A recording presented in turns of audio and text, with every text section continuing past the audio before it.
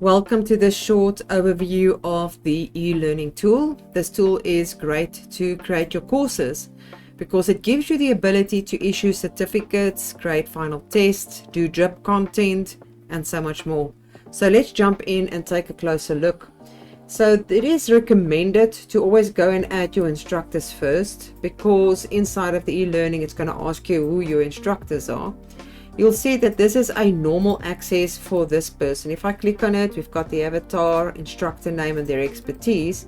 But this specific one right here actually got special access, and it's called instructor access. So if I click on that, you will see that there is a access key code that is created, and it's been enabled for this specific course. So basically what that means is, if you give this person access to this specific course, they will only have access to this. Doesn't matter how many courses is in your account, they will only have access to that specific course. And I'm going to show you in a moment how that works.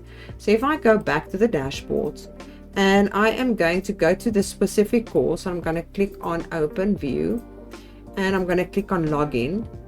I'm going to go back to the instructor and I'm going to click to get that code. If I go right here, instructor access, and I add that token right in there, you're going to see that we've just logging into the account for that specific course, and there's nothing else that you can do. You can see the information right there, but you cannot click on it, only to the content with regards to into this specific training module. All right, or e-learning course. So that's important to know that that extra feature is there. Then you will also be able to create certificates, which is a really cool feature. You can really create a beautiful certificate by making use of all of these names right here at the bottom, or you can call it tags. And you can change backgrounds, you can change the color. If you click on the text, it opens up the settings here where you can style it in even further. And once you're done, you can just click save. It's important also to know that you can have multiple different kinds of themes. You don't only have to stick with just one. If your course is going to be in a different language than the default that we currently have available, you're just going to click on translation, put in the language, click OK, and you will be able to fill in the translations for all these different kinds of areas that is available inside of the e-learning itself or the course itself, so that your student can have it in their language. And then obviously you can delete. Then the last thing right here is the actual course. If you click on courses, click new course, and I'm just going to use this as an example right here. I'm going to click on Monday. I think let's do the training one here. You can see that we've got the first thing that opens up is where you're going to create the images for your course, and you can see that every single image in the e-learning has got numbers, or rather say sizes, that you can use to upload your images, and it's important to use them so that you can have some consistency. And then you're going to add on your detail. What stands out here is that you can connect your own domain to the e-learning directly, so that you do not have a bunch of numbers here at the top. For an example, currently that is what it is. But if you are going to connect your domain, it's going to show that a more professional area. So it could either be a domain or a subdomain. All right. You can also scroll down and add your pixel settings for Facebook, Google Analytics, if that is something that you would like to do. Then the next one after the general is the actual course content. You can see currently we've got two different modules that has been added into this account.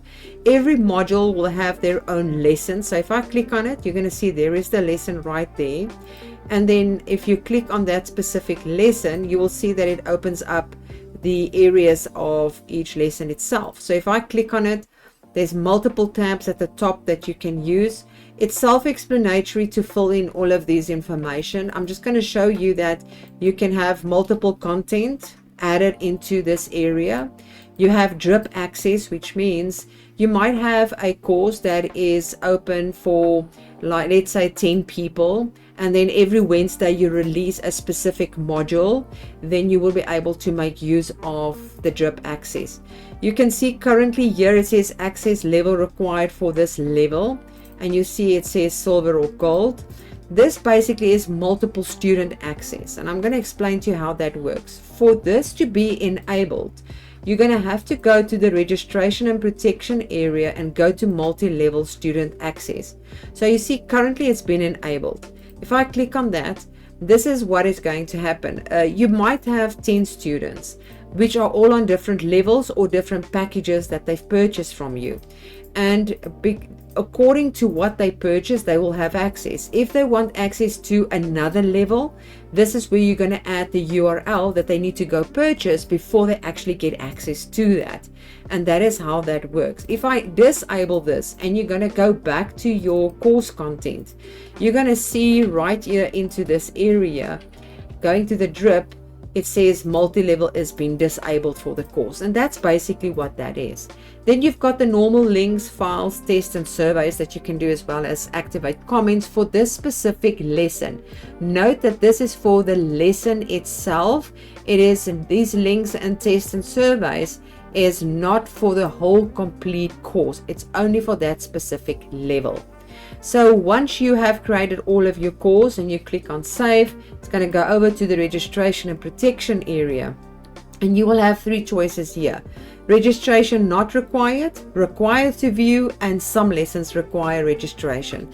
So depending on what type of course you have, you can have a paid course which is going to need registration. If you do use that, remember to always have your super checkout URL where the actual purchase is going to be made in this area, and that will be available once you create your website and you go to the super checkout on the left hand side to create your product. So that is if you want them to register to actually view the content.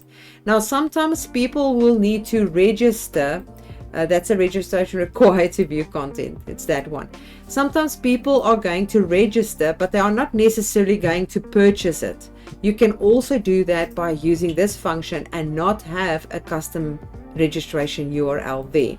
You can also some lessons and then not required, especially if you are giving content away for free. Then we've got the activation period. Maybe you only want to give them access for a certain time of period. Then the integration area is just social proof. If you want to add social proof, you're going to complete it in this area. Once it's completed, you're just going to click on workshop, and then you're going to choose on which page you want that social proof to pop up. Then we've got email settings, and that is if you want to start sending your students emails by making use of Mailing Boss. This is where you're going to add all of that in. We already spoke about the multi-student level access. And the last one on this page is to allow a specific domain. Sometimes people might take your course and try to embed it into their websites.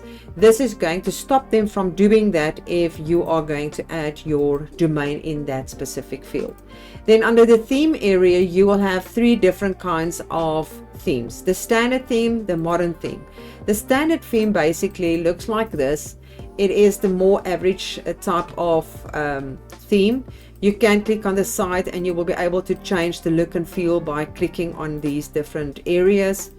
If that is not what you like, you can go for modern feel. And if I click on the modern feel, this is really something that you can make really, really pretty. It really depends on the type of images that you are going to use, which is the ones right here. You're going to have to play around a little bit, but take note that the images got specific sizes. And if you do not use those specific sizes, it might not look so great when you are publishing it. And you can change the text color button, all those different kinds of things, and then preview them. It is important to remember once you have gone through your course and set everything up to make sure that it's published. Doing like that, it's not going to be active online. Then for testing and incentives, this part right here is the course as a whole. You will see that there is options to do the test in each lesson, but you can also have a final test that you set up in this area right here. You've got final surveys, your certificate settings, what you want to happen, and if you want to motivate your students and maybe giving them something extra, you can set it up in that area. Other integrations that you can see right here is a payment integration if you want to add payment integration in this specific area. And then webhooks. Sometimes you would like to get information into monday.com or Zapier or Pabbly or any of those tools for other specific reasons, then you can make use of webhooks in this area right here. The last but not least is the FAQ. This is where you can enable or disable FAQs. That basically is going to be showcased on your theme itself. The same with regards to the About Me page and all those areas. When I go back to the dashboard, if you want to look at your students and the people that are actually part, you will see that you've got this little icon. Clicking on that, this is where you're going to see the students that you currently have. You can download them, or you can even import them, or even add students manually by clicking on this button. Basically, that is all for this short overview. I really hope that you enjoyed it, and I'll see you in another. Bye.